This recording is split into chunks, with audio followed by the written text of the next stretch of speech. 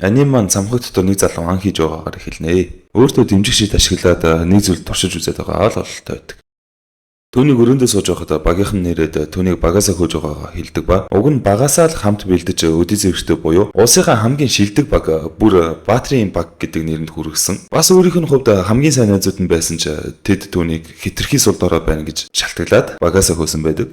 Зүгээр ч нөхөөжгүй бүтлгүй авьяастан гэж дооглоостой. Манай хүн хүлэн зөвшөөрч багаасаа гарсан ба уурандаа бүхний шатаг шайгуулчин гэж дуудагдахад л болно гэж өөртөө хэлэнгээ. Цамхагт уураа гаргаж явсан нь тэр байж тэлтэй.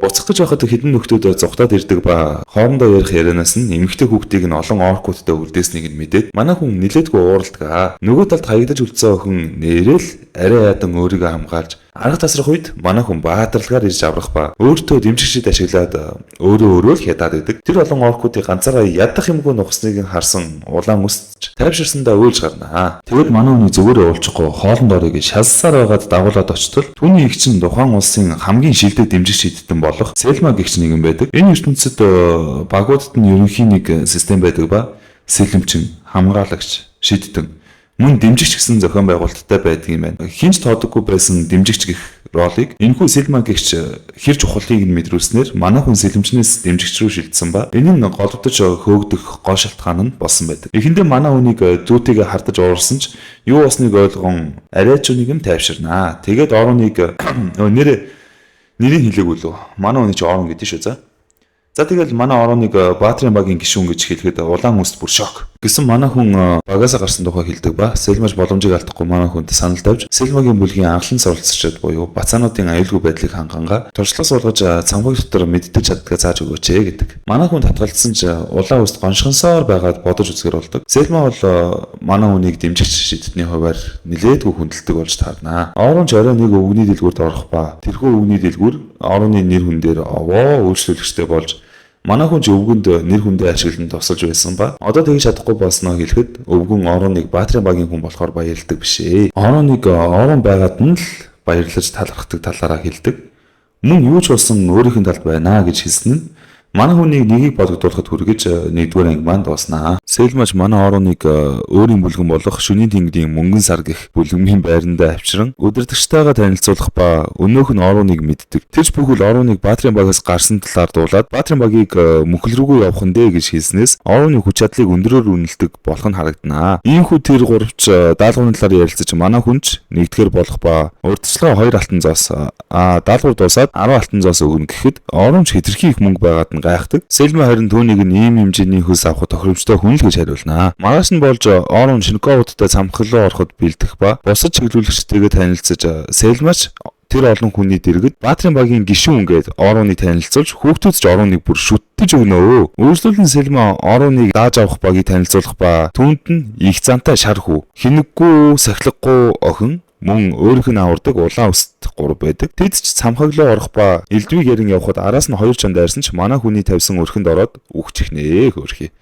Манай хүнч багийн 3-аа нэг нэгээр нь шинжих ба өнөө саксуу шарыг чинь логон гэдэг. Үнэхээр л дэмжигч шийдтний анхлан сурвалжчаас илүү дээр чадвартайг нь оронч дотроо хүлээмжшөөрдөгч тушаал өгж бусдыгаа удирдах чадвар нь муу байна гэж дүгнэж харин тэггүй охины Каролайн гэх ба түүнийг дэндүү хинэггүй шууд дайрж ордог нь сул тал гэж үздэг боловч чадварын хувьд хүлээмжшөөрч үлдсэн улаан үст болох Софияг чадварын хувьд нөгөө өрөөсөө доогуур анхлан сурвалцагчаас илүү гэж дүгнэдэг. Иймхүү тэд 20 дугаар давхрыг цэвэрлдэг ба оройч болж буццгаана. Гэтэл маргааш өглөө сонины ихний нүүрэн дээр ороныг дэндүү суугу байсан учраас Баатрийн багаас хөөсөн гэсэн гарчигтай нийтлэл гарчихжээ. Манай хүн жуулаад гарч явтал Баатрийн багийнх нь нэг гишүүн манай хүнийг хөөгдөх үед өөр ажлаар хол яваад байгаагүй охин болох Луна хурж ирээд юу босныг нь асууж манай хүнийг буцаад ирэхийг гуйсан ч орон тэгж хөөгдөөд бүр сонины ихний нүүрэн дээр давамжлуулчаад яаж буцаж очих вэ? Тэгээд сонингоо уншаа гэчээд гараа ууртайгаар угцарч аваад яваад өгнө. Иймхүү самхагын үдэн дээр очиход мэдээж бүх хүүхдүүд сонио уншсан байж таарна шүү дээ. Ороны талаар шивнэлдээд л Селмач ирж ороноос уушлахуудаг ба босож чиглүүлэгчид түүнд итгэж байгаа талаараа хэлж багийнх нь 3-ын 2 нь ямар ч асуудалгүй манай хүнд итгэж байдаг бол лог нь л урам хугарсан байдалтай байдаг. Самхагт Жорж мангасуудаа тулдаж эхлэх ба оронч өнөө 3 амжилттай удирдах байдал бичдэг үе Симерхэн шившлэг ашиглаж байгааг нь лог нь харцдаг. Түүний ашигласан шившлэг нь бүр маш өндөр түвшний шившлэг ба тийм амархан хэрэглэж байгааг нь лог нь харчаад бүр шок. Ийхүү ороныг үнэлэг үнэлэмж нь буцаад арай өөр болж эхэлнэ. Ороны тусламжтай Селмач өндөр түвшний шид ашиглаж чаддаг. Тэднийг амарч дамжаагүй байтал авраг тарантулаа гарч ирэх ба орон үргэлжлүүлэн удирдах тушаал өгж логон дуртай дургу тушаалыг нь биелүүлж амжилттай ялнаа. Энэ өдрийн хайгуулч дуусч ороныг босож чиглүүлэгчдэд нь хоолнд орохыг урьна. Харин манай гурав тойроо суучсан ороны хэрэгсэн шившлгүүдийг лого нөгөө хоёртоо тайлбарлаж өгөх ба зарим нь бүр шилдэг дэмжигч болох Селмач хийж чаддаггүй шившлэг гэдгийг нь хэлдэг. Харин нөгөө талд ороныг Баатрин багт байсан болохоор угаасаа л амар зугаац сэнгэдэг байсан байлгүй гэж ярихад орон нэг ч удаа тэгж үзээгүй талаараа хэлж бүх цаг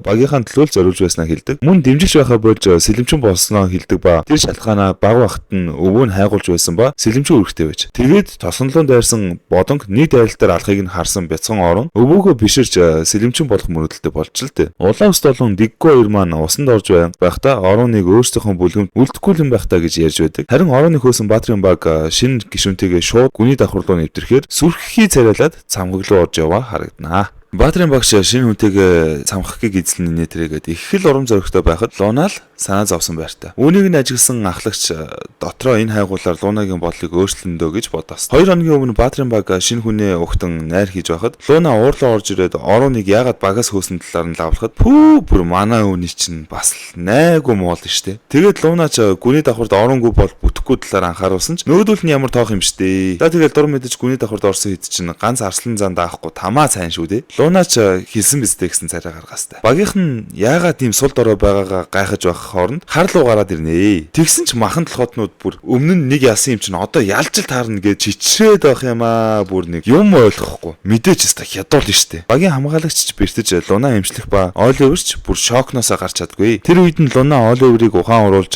угаасаа барахгүй болохоор ухар яа гэхэд Оливер дуртай дургүй хүлээн зөвшөөрч харлууг дайрах гэж байхад нь шин дэмжигчээр чадвараа өсвүүлж байгаад өөрийн шидийг хуримтлуулж хамгийн хүчтэй дайралтаараа дайрсан ч өмнө нь харлууг алж байсан дайралт нь энэ удаад бүр шалбархаа ч өгөөгүй байдаг. Бүр шоконд орсон Оливерийг Лунач ухаан оруулж яаралтай үе зүхтах хаалгаар зүхтий гэдэг. Тэр нь цамхгийн рандом нэг давхар руу шилжүүлдэг хаалга ба үнэхээр л яаралтай үед ашигладаг ховор идэм гинэ. Гэхдээ шилжсэн ч өөр давхрын бостой тулдах хэрэг гардаг ч гэлээ. Одоогийн нөхцөлд харлуунаас зугтаж байвал болоо штэ. Ийхүү хаалгаа нээхэд харлуу тэднээс өрсөөд хаалга руу нь яваад орчихноо. Бүр нэг заяан харьцсан биш хайцсан. За ер нь ялгаа байхгүй. Тэгээд хэд яах ихээ ярилцах ба ийм зүйл болцоод байхад бүр Луна хүртэл манай ороныг ямар хэрэгтэй хүн байсан юм бэ гэдгийг нь тайлбарлаж хэлээд байхад бүр үгүй ээ гэж тас зүтгээд байдаг шатс бүр ой. What the fuck. Мэдээж харлуу байх ёстой газраас өөр газар руу явсан болохоор одоо цамхаг доторх бүх газар аюултай гэсэн үг шүү дээ. Үүнийг мэдгдвэл өөрсдөд нь амар том шитгэл буухч гэлээ. Бас ч хүн чанарын зургаагаад бусад хүмүүсийг аюулд оруулахгүй гэж төв салбартаа мэдгдэж яаралтай бүхнийг цамхагаас шилжүүлэх шидийг ашиглуулахаар болон гүйж явхад хүмүүс тэднийг ийм хурдан ялчгаад буцаад ирж гэдэл бишрээстэй. Ийхүү дөрөвдүгээр анги дуснаа. Орон Шинковдод агуулсан цамхгийн 36 дугаар давхраас 51 дугаар давхар хүртэл явж тэндээсээ буцснаар ажлын дуусах тухайга тайлбарлах ба цамхаг руу ороход нэг л муу савн татаад байдаг. Мөн бид нэг зүйл мэдэж авдаг нь мөнгөн сарны бүлэг улсын номерын нэгт бичигддэг байсан ч харлуутай тулдах үедээ багийнхан шилдэг гишүүнийг алдсан байдаг. Ингээд удалгүй Баатрин баг харлууг дарснаар тэд 2 дугаар байрлал ухарсан байдаг. Нөгөө талд ч Баатрин баг бүлэмгийн мастерт юу болсон талаар хэлж яаралтай шилжүүлэгчид идэвхжүүлэхийг сануулдаг. Юу болсныг дуулсан бүлэмгийн томчууд шилжүүлэгчдийг идэвхжүүлж эхэлдэг ба Оливерт ч маш том хариуцлага тооцохыг сануулнаа. Цамхагт орон нөгөө үедээ яахыг талаар нь зааж өгөх ба Софияг зэрэгцээ боловсруулалт гэх чадварыг сурахыг зөвлөдөг. Удалгүй давхрын бостод тулдах болж зааварлагч нар байрлал эзлэх ба боссыг хамтын ажиллагаагаар маш амархан буулгаж авахыг София маш нухацтай харж байдаг. Баатрин баг харлууг тогтоох тушаал авч буцан цамхаг руу гүйж байх ба Лунач ороны ямар чухлыг тайлбарлах гээд үзээд л байдаг.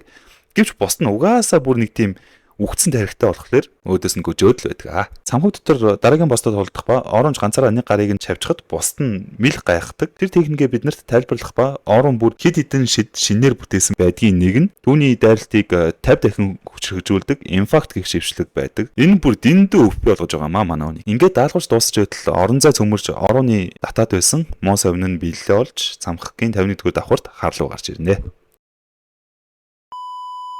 За яг гоё сэдвэр нь дууссан ба. За тэгээд энэ бичлэгний part 2-ыг нь хэрвээ энэ бичлэг үнэхээр сайн хандлт аваад буюу дор хаяж 10,000 хүн үзсэн тохиолдолд part 2 нь орон за. Тэгээд мэдээж 10,000 үзэл болгохын тулд та нар лайкаа дарсан байх шаардлагатай шүү дээ, тэ. Тэгээд лайкаа бити мартаарай, subscribe дараарай. Баярлалаа.